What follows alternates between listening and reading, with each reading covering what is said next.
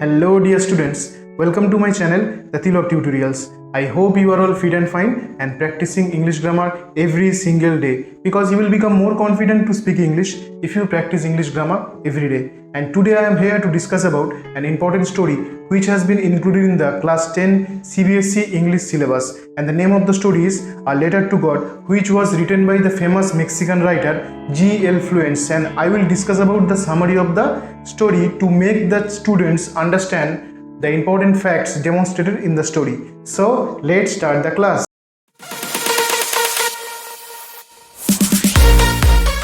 The name of the story is A Letter to God, which was written by the famous Mexican writer G.L Fuentes. Revolves around an idea of having unquestionable belief in something. Okay, the story is set in a Latin American country. Lencho is the central character and also the protagonist of the story. এই গল্পের প্রধান চরিত্র হচ্ছে Lencho.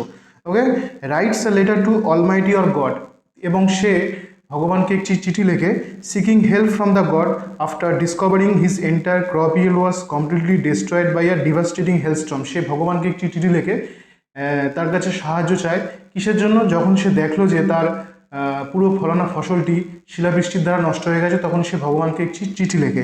But his wishes get fulfil partially, কিন্তু তার যে ইচ্ছাটা সেটা আংশিকভাবে পূর্ণ হয়। ওকে, নট কমপ্লিটলি, অর্থাৎ পুরোপুরি হয় না, by the post office employees, অর্থাৎ পোস্ট অফিসের এমপ্লয়ীদের দ্বারা, অর্থাৎ পোস্ট অফিসের যে সমস্ত কর্মচারীরা কাজ করতো তারাই লেঞ্চোকে প্রকৃত হেল্প করেছিল, ভগবান করেনি। ঠিক আছে, কারণ সে ভগবানের উপর বিশ্বাস করে ভগবানকে একটি চিঠি লেখে, কিন্তু পোস্ট অফিসের যারা এমপ্লয়ি ছিল তারা যখন সেই চিঠিটি পড়ে তখন তারাই স্থির করে যে তারা লেঞ্চোকে হেল্প করবে নিজেদের স্যালারির কিছুটা অংশ তাকে দান করে। Okay, he is ungrateful in the end, but একেবারে গল্পের শেষে সে খুবই অকৃতজ্ঞতা বোধ প্রকাশ করেছে। And questions the honesty and modesty of the postmaster who actually helped him with money, অর্থাৎ এখানে গল্পের শেষে সে সেই পোস্ট অফিসের এমপ্লয়ীদের সততার ওপর প্রশ্ন তুলেছে যারা তাকে প্রকৃতই সাহায্য করেছিল in the name of God, ভগবানের নামে। Okay, the story a letter to God by G L Fuentes depicts unquestionable faith of a farmer in God. Okay, the story begins with a farmer name Lencho who is expecting for a rain shower to nourish his field of corn. He is so confident that his harvest is going to yield him huge profits just like every year. To his utmost excitement, the rainfall did happen, but suddenly it turned into hailstorm and started destroying his entire crop. Okay, at last, Lencho saw that his crop had been totally destroyed and also posed a threat to the family's survival, because their entire livelihood was dependent on the year's produce. যখন Lencho দেখলো যে his entire crop had been totally destroyed, তার পুরো ফসলটা নষ্ট হয়ে গেছে, and post a threat to the ফ্যামিলির সার্ভাইভাল। ওকে, এবং সেই পরিবারের বেঁচে থাকার একটা বড় একটা কারণ হয়ে উঠেছে, বেঁচে থাকাটাই বড় একটা কারণ, because their entire livelihood was dependent on the year's produce, কারণ তাদের সমস্ত জীবিকাটা সেই বছরের যে ফসল তারা ফল তার উপর নির্ভরশীল ছিল। Although the family was plunge into deep sorrow, যদিও সেই পরিবারটি পুরো দুঃখের এক মানে গভীরতায় নিমজ্জিত হয়, but they had strong believe in the almighty God, কিন্তু তাদের ভগবানের প্রতি একদম খুব বেশি বিশ্বাস ছিল। এবং Lencho despite having work day and night in the field, যদিও লেঞ্চো সারা দিন রাত পরিশ্রম করতো মাঠেতে, he knew how to write and decided to write a letter to God, সে জানতো কীভাবে লিখতে হয়, মানে সে পড়াশোনা জানতো এবং সে স্থির করলো যে সে ভগবানকে একটি চিঠি লিখবে। ঠিক আছে, এক্সপ্লেনিং হিজ প্রেজেন্ট সিচুয়েশন, তার বর্তমান পরিস্থিতি সম্বন্ধে, and asking for help to cultivate his crop again, এবং সে ভগবানের কাছে সাহায্য চাইবে যাতে সে তার জমিতে আবার চাষ করতে পারে।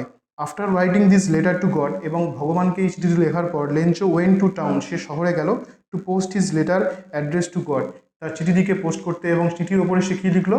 টু গড, মানে ভগবানকে সেই চিঠিটি লিখছে। When the postmaster notice the letter, যখন সে পোস্টমাস্টার মানে পোস্ট অফিসের যে পোস্টমাস্টার ছিল নোটিস দ্য লেটার, অর্থাৎ সেই চিঠিটিকে দেখলো, handed over to him by the peon, অর্থাৎ পিওন যখন তাকে চিঠিটা দিল তার হাতে, অ্যাট ফার্স্ট অ্যামিউজড হিম, প্রথমে সে মজা পেল চিঠিটা দেখে, but also motivated him to do something for the farmer, এবং তারপরে সে তৎক্ষণাৎ মনস্থির করলো যে এই চাষিটিকে অবশ্যই সাহায্য করা উচিত তার ভগবানের প্রতি এতটা গভীর বিশ্বাসের জন্য। ঠিক আছে, so as to keep his strong faith intact, যাতে করে তার বিশ্বাসটা ভগবানের প্রতি বজায় থাকে। The postmaster decided to contribute his salary and collects money from his colleagues and friends who willingly contributed for an act of charity. The postmaster decided to contribute from his salary, অর্থাৎ postmaster নিজের salary থেকে decide মানে তাকে কিছু দেবে বলে স্থির করলো, এবং সে তার যে পোস্ট অফিসে যারা কাজ করতো অর্থাৎ অন্যান্য যারা কলিগ ছিল তাদের কাছ থেকেও সে কিছু পয়সা নিল। Okay, and also some of his friends, এবং তার কিছু বন্ধুরাও তাকে সাহায্য করলো, who willingly contributed for an act of charity. তারা সাহায্য করলো কাকে? সেই পোস্টমাস্টারকে, যাতে সে লেঞ্চোকে সাহায্য করতে পারে। Okay, but the postmaster could only manage to collect 70 pesos. কিন্তু পোস্টমাস্টার এখানে মাত্র 70 পেসস অ্যারেঞ্জ করতে পেরেছিল, কিন্তু লেঞ্চো ভগবানের কাছে 100 পেসস চেয়েছিল, কিন্তু postmaster only manage to collect 70 pesos out of 100 pesos which he wrapped in, যেটাকে সে মুড়ে দেয় কোথায়?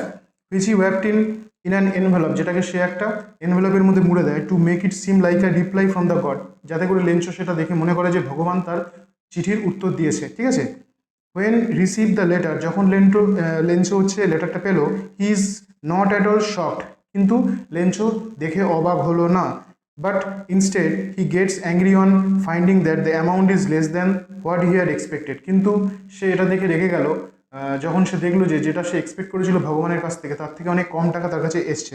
ঠিক আছে, he again writes a letter with a very rude manner to God. তারপরে সে খুবই একটা মানে রুক্ষ ভঙ্গিতে ভগবানকে আবার চিঠি লিখলো।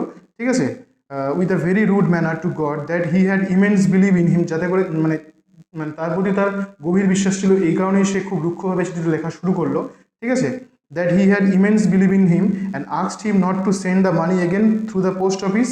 এবং ভগবানকে সে লিখলো কি, যাতে করে সে চিঠি মানে ভগবান যাতে দ্বিতীয়বার টাকাটা তার কাছে পোস্ট অফিসের থ্রু দিয়ে না পাঠায়। ঠিক আছে, instead by some other means as he thought that, এবং এর পরিবর্তে অন্য কোনোভাবে টাকাটা পাঠানোর কথা তাকে বলা হলো, যাতে করে দ্য পোস্ট অফিস এমপ্লয়িজ, কারণ সে মানে মনে করে যে অ্যাজ হি থট দ্যাট, কারণ সে মনে করে যে the post office employees were a bunch of crooks, কারণ পোস্ট অফিস এমপ্লয়িজরা হচ্ছে বাঞ্চ অফ ডিসঅনেস্ট পিপল, অর্থাৎ অসৎ, means dishonest people. Okay, the irony of the story, here is the irony of the story. The irony of the story is Lencho remained disrespectful to the post office employees. Lencho এখানে অকৃতজ্ঞতা বোধ প্রদর্শন করলো কাদের প্রতি? সেই post অফিসের এমপ্লয়ীদের প্রতি, হু helped him in reality, যারা তাকে প্রকৃতই সাহায্য করেছিল, and doubts on their honesty, এবং তাদের সেই সততার উপরে প্রশ্ন তুললো। A part of, and who actually gave a part of his money, okay, who gave a part of his salary to Lencho, অর্থাৎ যারা তাদের স্যালারির একটা পার্ট লেঞ্চোকে দান করেছিল as a act of charity, তাদের সততার উপরই অবশেষে লেঞ্চো প্রশ্ন তুললো। এটাই হচ্ছে গল্পের irony. So I have discussed the summary of the story and I think it helps you in understanding the story clearly. And if you like this class, please subscribe my channel and don't forget to share with your friends. Thank you very much for watching this video.